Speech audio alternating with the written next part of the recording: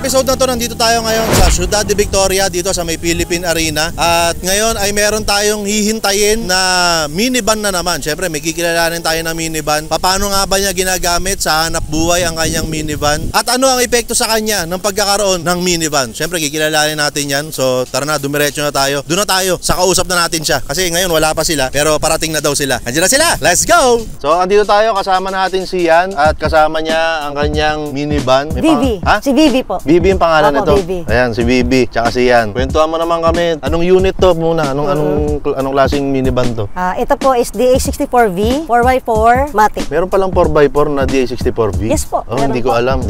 Tapos, anong tawag po sa ganitong kulay? Ano po yan? Actually, dark beige po talaga yan. Medyo nag-fade na ng konti, kaya medyo naging light. Bago natin puntahan yung mga kung ano yung meron sa loob, paano ka naging interesado? Saan nag-start yung interest mo sa mga minivan? Ayun. Kasi po dati, fan talaga ako ng mga Suzuki, no? Ng mga Japan na mga sasakyan. Tapos, nakita ko nga po to, no? Ang cute. Basta meron po ako isang unit nakita, ang cute eh. Sabi ko, siguro next time. Sabi ko ganyan. Tapos meron po ako isang friend na meron din siyang minivan. Kataya po siya sa mga caterings. Meron siya color blue eh. Sabi ko, ang ganda. Tapos tinik ko yung loob. Ang luwag. Nagulat ako. Sabi ko, inupuan ko kasi yun eh. Tapos yun, hanggang sa dumating yung time na nagkaroon ako ng idea, no? Mag-business.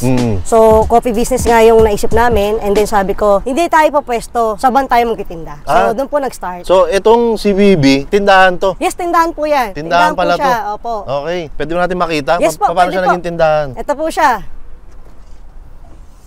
Oh my God! Ayun, tindahan niya!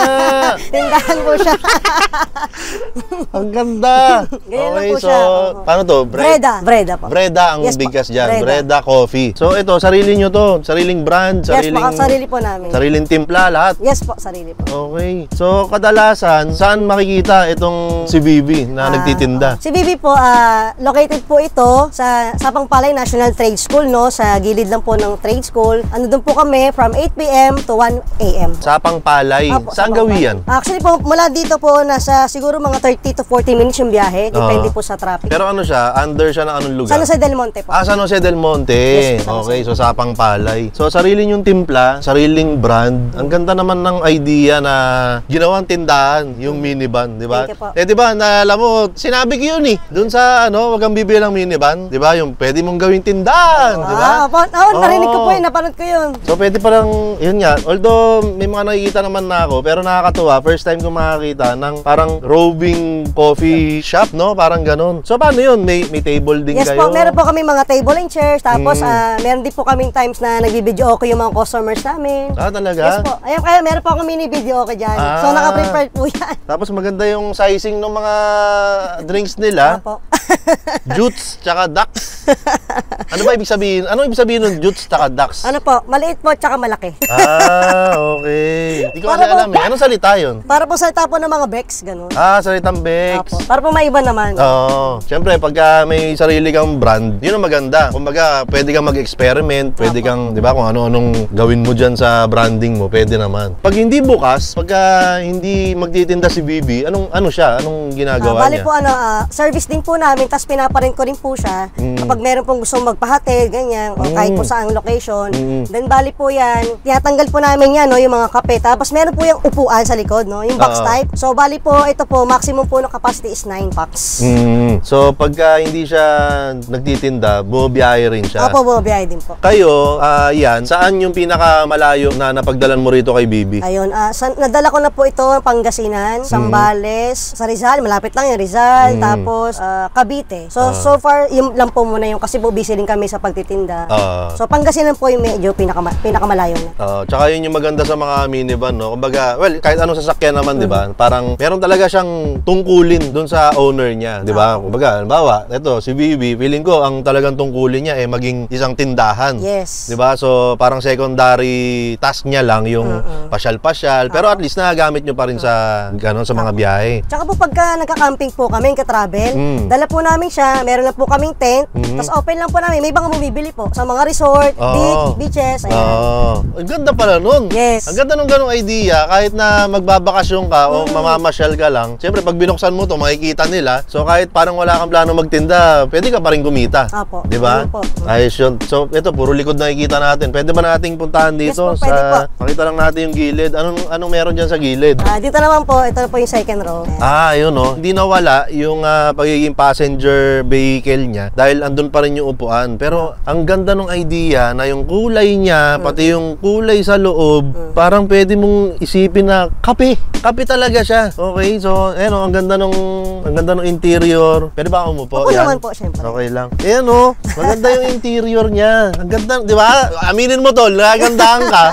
Masarap magkape dyan sa loob. Masarap talaga magkape rito. Ayan, so ito, tas nakikita ko merong dalawang set ng electric fan dito para syempre mabato talaga yung yung lamig galing sa harap. Ang ganda ng kulay ang ganda ng kulay nito. Kung magkakaroon ako ulit ng minivan, kokopyahin ko yan Okay lang ba? Wala pong problema. Pero ito pala, hindi ko pala natanong, saan nyo nakuha? Saan nyo nabili to? Ayun, sa Cavite lang po. Cavite. So gaano katagal na to si BB sa inyo? Ayun, so nakuha ko po ito nung March. Ngayong March lang? Yes, this year lang po. March. Tapos, kailan kayo nag-start na gawin siyang tindahan? Nag-start po kami ng coffee is May 15. March, April, May. So parang 2 months lang. Apo. So, pagkakuha nyo ba sa kanya, kumbaga naisip nyo na kagad na, ay, gusto kong gawing to, parang actually po, coffee shop. bago po siya kinuha, nakaplano na po siya. Ayun. Kaya pala, pati yung kulay, planado talaga yan. Yes po. So, ikaw yan, mahilig ka sa kape. Yes, coffee lover po talaga kami. Yun ang importante. Siyempre, mahirap magnegosyo pagka wala kang interest dun sa negosyo, di ba? Opo, yan. Ayun parang classic din yung kulay. Parang hinabol din yung kulay ng kape. Ang ganda, pati yung parang kulay ng seatbelt, ganun din. Parang pa-brown din. Ayan, tapos may baseball bat. Palaaway ka ba? Hindi po sir, para pag-emergency lang po. Ano? Pag-emergency po. Pag-emergency Opo, lang. mayroon tayong Joke lang naman yun. Joke lang naman. Ayan, so ito si BB. BB, no? Letter Yes po. B. Ano po yan? Breda van. Yung po yung ibig sabihin ng Ayun, BB. Breda van. Kaya pala siya BB. Ayan, tas yung harap niya, pati yung gulong, nagkulay kape rin. Parang naging kulay kape na rin yung yung gulong. Ang galing. So, ayan, dito ito nga, si Yan. Tapos ito yung business nila na Breda, no? Breda ang bigkas dyan. Sorry, saan galing yung Breda? African word po yan. Ibig po sabihin is peace, kapayapaan. Ang ganda naman, no? Well, yun naman talaga yung epekto ng kape sa atin, no? Opo. Oo, kumbaga, pagka umihigop tayo ng kape, parang parang gano'n. Okay, so, syempre, bago nating, baka mamaya patikimin tayo. Yes po, papatikimin po namin kayo. Hindi, mamaya na. Bago mo kami patikimin, nanonood naman kayo ng mga video namin. Opo, Okay. nakasubscribe po kami. Ayun, maraming sa YouTube salamat. channel niyo po, tsaka sa Facebook. Ayan, yun nga, ang dami natin pinag-usapan, no? Yung mga naitulong sa inyo, nitong minivan, itong si Vivi, binabiyahe nyo, gamit nyo pang hanap buhay. Pero, yun nga, alam naman natin, marami pa rin may ayaw sa minivan o nagdadalawang isip kung kukuha sila ng minivan. Kung may nanonood na nagdadalawang isip ngayon, ano gusto mong sabihin sa kanila? Ayun, advice ko lang po sa inyo, no? Huwag na po kayo magdalawang isip. Unang-una po, ito po, maliit lang. Kumbaga, hindi po ito yung pangarap kong sasakyan, no? Pero nung nakuha ko po si Vivi, grabe, satisfied po ako kasi unang-una, matipid sa gas. At hindi po ako binibiting yan. Siya man po yung maximum capacity ng tao, tapos meron pa po mga luggages, mabigat. Never po ako nabitin. Tsaka po isa pa, syempre, pang negosyo. Kumbaga, kung tayo talaga gusto natin maging practical, no? So, huwag na kayong bumili ng minivan. Kung ayaw nyo, di ba? Na makatipid. At saka, syempre, masatisfied. Yeah. Ano to? So, yun lang po. Ang galing magsalita, di ba? Feeling ko malakas bumenta to. Ang galing magsalita eh. Parang parang mapapabili na ako ng minivan eh. Oo. So ayan si Yan at nakilala natin ang kanilang minivan, pati itong Breda Coffee, no? Ipaalala mo ulit kung saan may page ba kayo. Opo, meron po kami. Ayan, sige, iimbitahan mo sila. Ayun, in-invite ko po kayo na mag-visit po sa location po namin kapag napasyal po kayo sa San Jose del Monte, no? Sa Facebook page po namin, Breda Mobile Beverage Services. Kapag gusto nyo rin po sa mga occasions nyo, available rin po kami sa mga events. Thank you! Aminin mo tol, parang gusto mo na mag-down para sa birthday mo. Ayun. Ang galing magsalita nito. Ayan, para sa mga nanonood, narinig nyo naman na. Pero may napansin ako, drummer yan. Opo, yes. Bakit drummer ka ba? Actually po, musikero din po ako. Ayun. Ayun. So pagka meron pong mga kumukuha sa aming events, Oo. nagtitinda po kami ng kapay, tsaka kami na rin po yung musikero. Tumutugtog po kami sa events. Eh parang tinuog nyo na lahat ng Dapat ikaw na rin mag-birthday. Ayun, meron din po kaming catering services. Kumbaga, full events po, nag-cater po kami. Ayoko na kausapin to, baka mag-down ako eh. Guys, promise, malamang may mga kakilala rin kayong ganito, yung ang galing mag-sales talk. Feeling ko malakas ka kumita, no? Aminin mo. Siyempre po. Oo, kita mo na. Ayan, so ito si Ian, ito si Vivi, nakilala natin. Bago tayo matapos, may bibigay ako sa'yo. Wow. Tol, naiwan ko ulit. Ano yun? Ha? Naku, nahiwa. Naiwan ko eh. Uy, huwag mo ipakita na. Lagi yung mga naiiwan, na-expose sa basura natin sa Ito na nga eh. Ayan, ito na tol, nakuha ko na. Ewan ko ba, ba't lagi ko naiiwan to? Wow. Oh, ito, yan. Meron akong video, sabi ko, wag kang bibili ng minivan. Mukhang alam mo naman kasi parang kinote mo kanina eh. Opo. Oo. So ito, meron din t-shirt na ganon. Available to sa Shopee, sa TikTok, tsaka sa Lazada. So kung gusto nyong kumuha, ayan, meron tayo niyan. Thank you po, thank you. Tapos ito, bagong pinamimigay ko lang din to. Ano naman to, parang yung mga card diffuser ba yun? Ayan, pasok na pasok eh. Kasi ayan coffee cup. Yun. Sakto po pala, coffee cup. Coffee cup. So available din yan. Isa Cents. Ayan, nasa ano rin yan. Shopee, Lazada, TikTok. Pwede rin kayong mag-walk-in sa Isa Snack. Ayan, ikaw nga mag-sales stock niyan. Tingnan natin kung magaling talaga mag-sales stock. Sales stock mo nga yung t-shirt na yan. Ito po, sampo sa Shopee, no? So, pagka gusto niyo po ng t-shirt, huwag kang bibili ng minivan. Nasa Shopee po ito, sa TikTok. So, syempre, ano pang hinintay nyo? Avail na. O, tamo, tinakpan pa yung ano lang po yan, pang ano lang. Ayan. Okay, so nakilala natin si Ian, tsaka si Vivi, at ang kanilang business. At kaming dalawa rito, malamang kayo rin, ang masasabi nyo lang sa sarili nyo ay... Huwag kang bibili ng minivan! Yan. At isa na namang kwento ng buhay minivan ang ating nasubaybayan. Ngayon nga ay kwento ni Ian ang ating narinig. Si Ian ay isang negosyante. Ayan.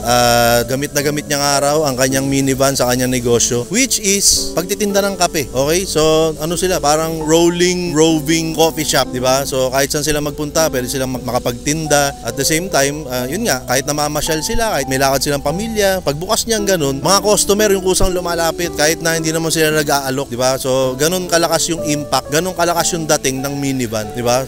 Pag angat na ganun, no, kitang-kita mo agad, uy, biglang naging coffee shop. Ganun kalakas ang dating ng mga minivan. Hindi lang sa looks, syempre, iba pa rin yung dating ng performance, di ba? Gaya nun, sabi nila, dinala na rin daw nila sa iba't ibang lugar para mamasyal, para ibiyahe, para testingin din kung hanggang saan ang capacity ng kanyang minivan na si Vivi. Satisfied naman daw sila. Yun yung pinaka-purpose in life ni Vivi, di ba? Yung maging katuwang nila yan sa kanilang negosyo kung saan ay nagagamit nga siya bilang tindahan ng kape, di ba? Nakakapagbigay sila ng serbisyo at masarap na pakiramdam sa kanilang mga customer gamit yung kanilang minivan na si Vivi. Ang ganda ng kwento, di ba? Kasi kakaibang style na naman kung paano nakakatulong sa hanap buhay o sa kabuhayan yung mga minivan, di ba? This time talagang ito na yung pwesto at may planong araw silang gawin na parang doon sila titira sa minivan nila na yun, di ba? So, nakakatuwang isipin na napakalawak talaga ng kayang gawin ng mga minivan. Depende na lang talaga yan sa kung paano mo sila gagamitin, mamaneohin, aayusin, kanya-kanyang diskarte at kanya-kanyang style ang nangyayari sa mga minivan. So, yun, kayo, baka mamaya ay meron kayong minivan o may tindahan kayo ng minivan, gumagawa kayo ng minivan o parte ng buhay nyo ang minivan at gusto nyo ma-feature dito sa Buhay Minivan episodes natin, mag-comment lang kayo dyan o kaya ay mag-message kayo sa Facebook page ko. Ayan, para mas madali ang usapan natin at maiset kagad natin kung paano natin masushoot, no, yung Buhay Minivan episode na para naman sa inyo. Ayun, ito pala, yung wag kang bibili ng minivan t-shirt, available pa rin yan sa TikTok, sa Shopee, sa Lazada. Konti na lang yung stocks, so una-unaan na lang, kunin nyo na hanggat may available pa. Tapos yun, yung pinamigay natin na Isa Scent, hanging diffuser, pang sasakyan, pang CR, kayo bahala kung saan nyo gustong isabit, di ba? Sabit nyo sa tenga nyo, pwede rin. So, kanya-kanyang style naman yan. So, available din yun. TikTok, Shopee, Lazada, pwede nyo orderin yan. Okay? So, this has been another episode of Buhay Minivan. Ako po si Mayor TV. Kasama ko dito si Bokbok at si Chuwens, nandyan sa camera. Andito tayo ngayon sa Philippine Arena. Ang masasabi ko lang po sa inyo ay, huwag kang bibili ng minivan! Energetic ako ngayon, tol, kasi nagkape ko eh. Ikaw, nagkape ka ba? Hindi ka pa nagkakape. Ito yung kape mo, oh. Oh, kunin mo yung kape mo. Oh, yan. Oh, sige, para makapagkape ka na, ipindutin mo na yung outro. Outro na. Music!